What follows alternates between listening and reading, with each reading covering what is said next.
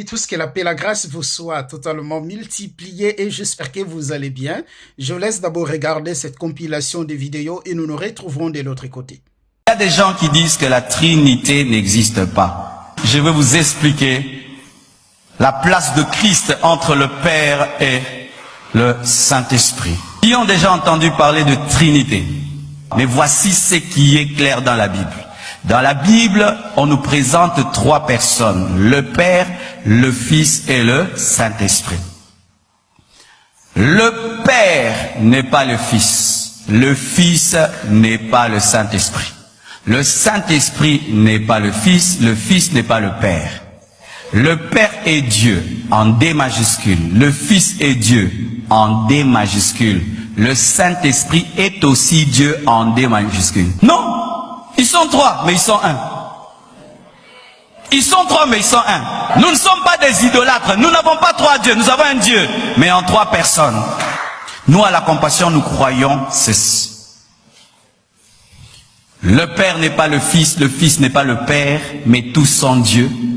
Mais ce n'est pas que le Père est plus Dieu que le Fils ou que le Fils est plus Dieu que le Saint-Esprit. Ce n'est que l'organisation.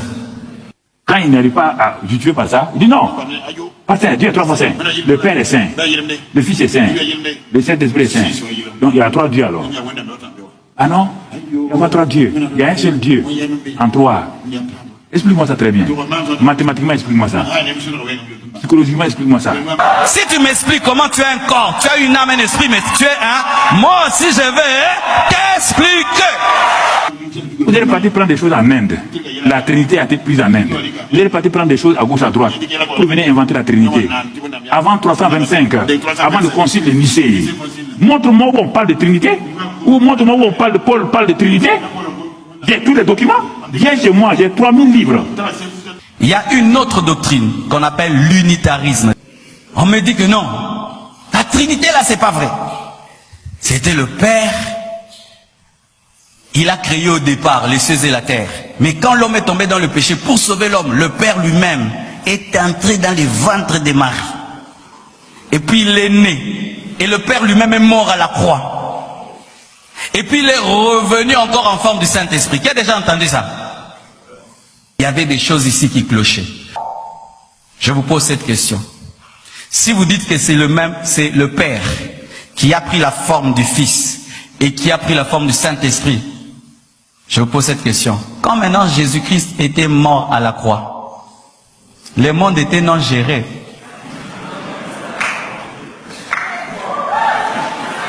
Deuxième question encore. Expliquez-moi maintenant Jésus qui prie. Si toi-même tu es Dieu, tu pries. Oh, ça théâtre. Hein? Ils vont m'insulter encore. Ils sont en train de préparer le TikTok là. Montre-moi. Si tu peux me démontrer la Trinité dans la Bible, moi je suis pasteur. Vous pensez que Jésus est venu sur la terre faire un théâtre? Il y avait le Père et il y avait le Fils. Et le Fils priait le Père parce que le Père n'était pas lui. Le Père n'est pas le Fils. Le Fils n'est pas le Père. Donc, et le Saint-Esprit n'est pas le Fils. Donc voilà la présentation de Marcelo Tounassi.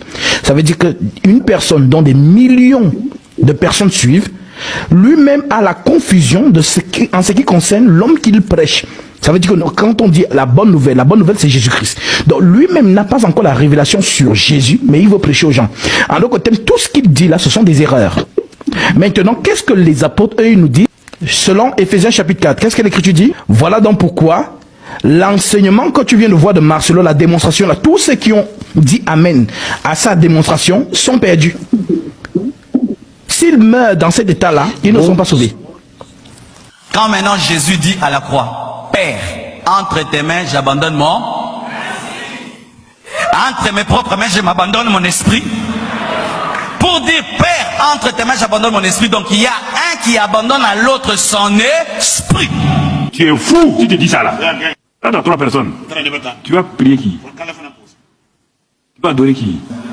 Jamais tu seras en train d'adorer Jésus, Saint-Esprit à bouder des jalousies.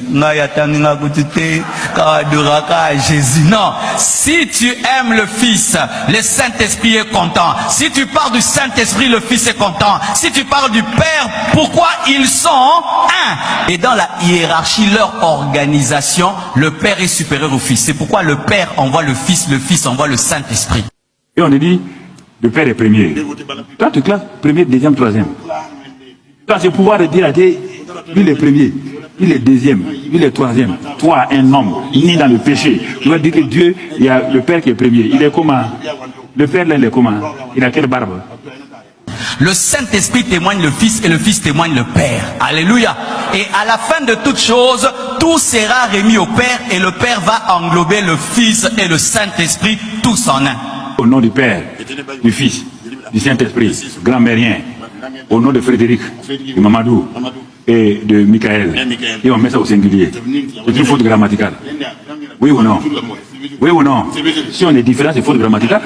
Mais pourtant, on dit Jésus dit d'aller baptiser au nom du Père, du Fils et du Saint-Esprit. Aucun disciple n'a baptisé au nom du Père, du Fils et du Saint-Esprit. Le jour de la Pentecôte, Pierre a prêché au nom de Jésus, baptisé au nom de Jésus. Montre-moi dans la Bible où quelqu'un a baptisé ça. Oui, ils vont se lever, ils sont assis, les théologiens sont fâchés. Montre-moi. Vous qui croyez en l'unitarisme, parce que souvent ce sont les branhamistes qui y croient. Je ne parle pas d'une doctrine de quelqu'un, je parle de la Bible.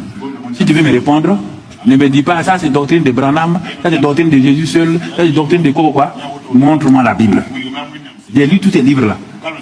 J'ai tout lu pour vérifier. Dieu est quoi? Israël, Israël, quand il voit les chrétiens, ils n'aiment pas ça. Hein? Il dit le salut vient de nous. Et vous venez dire que notre Dieu est trois. Abraham ne nous a pas dit ça. Moïse ne nous a pas dit ça. Pourquoi vous venez nous dire ça? Vous les païens là, on vous a greffé sur l'arbre, on vous a fait cadeau. Et vous venez dire que vous divisez notre Dieu en trois. Il n'y a pas eu trois êtres en réalité. C'est la même chose aussi pour l'être humain. Nous sommes doublés de nature. On a corps, esprit, et la vie de notre esprit, c'est notre âme. Ça ne fait pas de nous trois personnes. C'est tout cela qui forme ma gloire. C'est la même chose. Jésus-Christ est le grand Dieu des cieux qui est notre Père, qui s'est fait homme, fils, et qui est le Saint-Esprit aujourd'hui qui habite en nous. C'est pourquoi il a dit, là où deux, trois sont assemblés en mon nom, je suis au milieu d'eux. Parce qu'il est l'Esprit Saint du départ.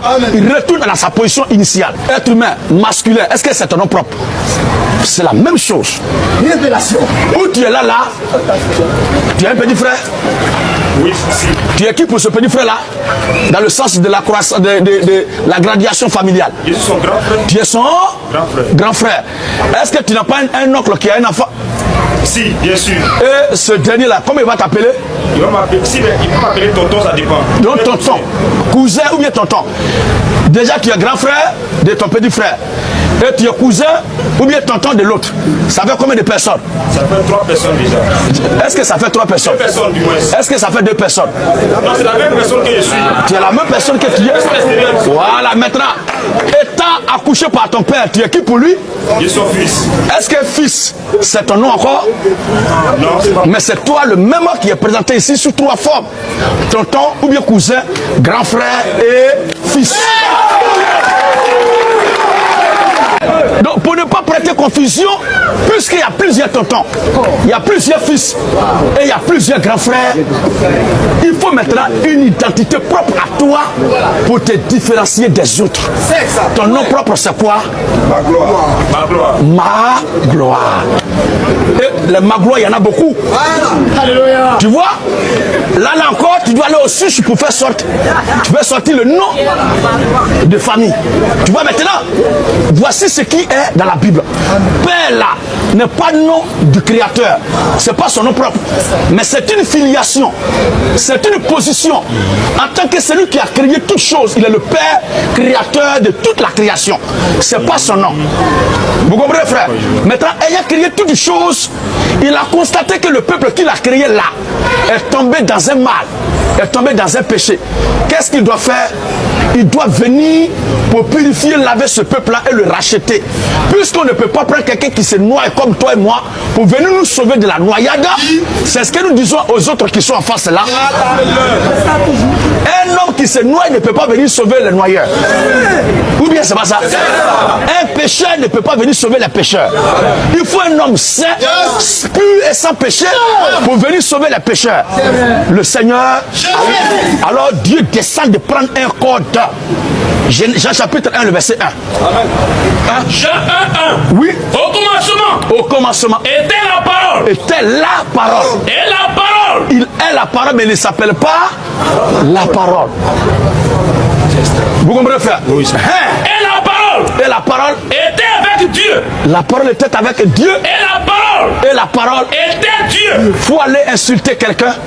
On va dire que c'est sa parole qu'il a insulté. Puis toi, ils vont te laisser. Ou bien on va draguer une fille. Demain, tu vas l'enceinte. Et tu vas dire que c'est pas toi, mais c'est ta parole qui l'a dragué. Est-ce que l'homme peut être différent de sa parole? Tu vas être ici et ta parole va rester à la maison. Or, dans d'autres documents, des fois, il a dit que Jésus-Christ est la parole de Dieu, la parole de vérité. S'il est parole de vérité, il est parole de vérité de qui? Oui, vas-y. Et la parole était Dieu. Elle était au commencement. Elle était au commencement. Avec Dieu. Toutes choses ont été faites par elle. Toutes choses ont été faites par la parole. Et rien de ce qui a été fait. Rien de ce qui a été fait n'a été fait sans la parole. Et c'est cette parole-là plus tard. Et au verset 14. Et la parole a été faite chair. Donc l'invisible là c'est rendu maintenant visible. La parole a été faite et elle habitait parmi nous. Donc la parole qui était invisible, esprit là, a pris un corps pour habiter parmi nous. Est-ce que esprit là c'est son nom? Il est esprit, quel genre d'esprit? Il est de quelle nature? Il est saint de nature. C'est l'esprit saint. Vous comprenez, frère? C'est bon. Alors quel est son nom propre? C'est ça qui est Jésus-Christ. Voici le scénario que le Seigneur a joué. Que le Seigneur bénisse sa parole. Et voilà, mes chers frères et sœurs, la Trinité. Là, nous avons assisté des pasteurs qui dirigent des grandes assemblées, qui se contredisent sur la Trinité. L'un croit à la Trinité, l'autre ne croit pas à la Trinité. Mais ce qui m'a choqué dans cette compilation de vidéos, c'est la pensée du pasteur Marcelo Tounassi. Il a dit, ben, si Jésus est Dieu, pourquoi, lorsqu'il était sur la croix, il a dit, Père, entre tes mains, j'ai remis mon esprit. Mais Dieu n'est pas un papa qui a des barbes et qui est au ciel. Dieu, il est esprit. Est-ce que l'esprit a des mains? L'esprit, c'est un être incorporel. L'esprit n'a pas de mains. Mais comment Jésus va dire « Entre tes mains, je remets mon esprit » aussi longtemps que Dieu, il est esprit. Jean chapitre 4, le verset 24. Dieu est esprit. Job chapitre 33, le verset 4. L'esprit de Dieu m'a crié. Dieu, il est esprit. Est-ce que l'esprit a-t-il des mains? Non, l'esprit n'a pas de mains. L'esprit, c'est un être incorporel. C'est là où je nous ai toujours dit, il faut que nous puissions examiner les Écritures et l'expliquer, pas littéralement, mais l'expliquer avec la révélation. Parce que le Père, dont Jésus disait, entre tes mains, je remets mon esprit, il est esprit. C'est pas un papa qui a des mains qui peut prendre l'esprit. Non, ça c'est une métaphore. Il faut d'abord comprendre que signifie les mains de Dieu, qui représente le main de Dieu. Et l'esprit que Jésus a remis entre les mains de Dieu, les mains de son Père, entre guillemets, c'est pas l'esprit avec E majuscule, mais c'est l'esprit avec E minuscule. C'est là où ça cache ce mystère. Parce que dans Luc chapitre 23, le verset 46, il y a la divinité de Jésus là-dedans. C'est pour cela que je prends le temps d'expliquer chaque verset qui semble contredire la divinité de Jésus. Et le pasteur Marcelo se dit, ben, si Jésus est Dieu, lorsqu'il était dans le ventre de Marie, qui gérait le monde? Ah, pasteur Marcelo, je viendrai répondre sur cette question. Je pense que j'ai déjà parlé, j'ai déjà des vidéos que je fais pour parler sur Jésus et Dieu Parler sur Jésus et dire pourquoi Jésus, dans Luc chapitre 6, je crois le verset 12, il passa toute la nuit à prier Dieu. J'ai expliqué le pourquoi Jésus priait. J'ai expliqué aussi Jésus et Dieu quand il était dans les ventres de Marie. Le monde était géré par qui? J'ai parlé, il y a des vidéos. C'est là que j'ai fait les enseignements. Je fais les enseignements sur la divinité de Jésus. Je prends tous les versets, verset par verset, et démontrer. Parce qu'aujourd'hui, les gens font une lecture littérale. C'est pour cela, vous avez les gens comme des pasteurs Marcelo, je suis étonné, qui va dire, si Jésus est Dieu, pourquoi il priait? Ah, pasteur Marcelo, t'as jamais lu Exode chapitre 33? T'as jamais lu Exode chapitre 34? T'as jamais lu ça? Voilà, mes chers frères et sœurs, c'était une fois de plus pour vous démontrer l'importance de parler sur la divinité de Jésus, d'expliquer la divinité de Jésus. Et déjà sur la Trinité, on est en train déjà d'expliquer beaucoup de choses sur la Trinité. En réalité, la Trinité, c'est une doctrine humaine. Et merci à Gédéon pour ces démonstrations. Merci au frère Kasbi. Merci au pasteur Mamadou Karambiri, les patriarches, je les salue en passant. Et merci à tous ces frères. Merci. Parce que vous voyez les raisonnements du pasteur Marcelo, c'est pire. En fait, ce sont des raisonnements des musulmans, en fait. Ce sont des raisonnements des musulmans, les raisonnements des gens qui n'ont pas la révélation. Les gens qui n'ont pas la révélation. Des gens qui n'ont pas la révélation.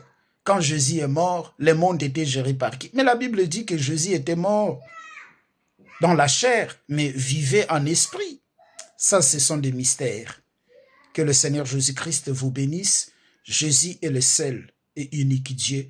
Jésus n'est pas associé avec quelqu'un. Oh non, il n'y a pas Dieu le Fils, Dieu le Saint-Esprit. Non, la Trinité, c'est une doctrine humaine. Soyez abondamment bénis. Apocalypse chapitre 21, le verset 7. Jésus a dit à celui qui vaincra, je serai son Dieu. Je serai son Dieu. Il est unique Dieu. En dehors de lui, il n'y a pas d'autre. Il n'y a pas Dieu le Père, Dieu le Fils, Dieu le Saint-Esprit. Parce qu'il n'y a pas une différence entre l'Esprit de Dieu et le Saint-Esprit. Parce que le Saint-Esprit, c'est Dieu lui-même. C'est Dieu lui-même. Il n'y a pas une différence entre l'Esprit de Dieu et le Saint-Esprit. Il n'y a pas une différence dans la Bible. Le Saint-Esprit, c'est Dieu lui-même. Avons-nous combien des esprits? Avons-nous un seul esprit?